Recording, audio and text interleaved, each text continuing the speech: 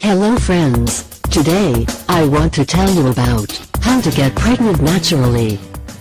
Infertility is a rising problem in today's society. I try to find accurate info on how much is spent annually on infertility treatments, and I kept getting results for ways to finance treatments for infertility. How to reverse infertility.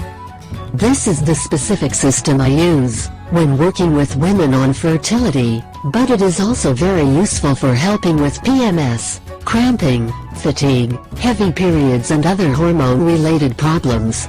It is designed to address all issues that can contribute, and short of a physical inability to conceive, it will work. Step A. Nutrition. Some nutritional ways to help optimize fertility. 1. Remove processed grains, other processed foods, sugars and starches from the diet.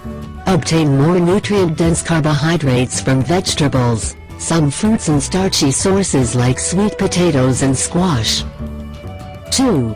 Increase healthy fats in the diet, especially from sources like coconuts, coconut oil, olives and olive oil, butter, grass-fed meats, eggs, avocado and nuts. 3. Get enough protein especially from grass-fed meats, eggs, and nuts.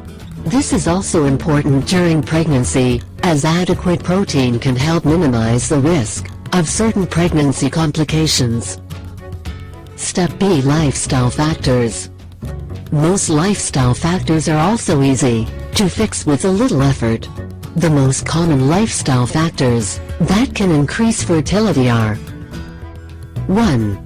Getting enough sleep. Sleep plays a vital role in production of many hormones. Studies have shown that women with low melatonin and serotonin levels have a shorter luteal phase, time between ovulation and menstruation, and consequently have a lower chance of conceiving the day, or going to bed a few hours earlier.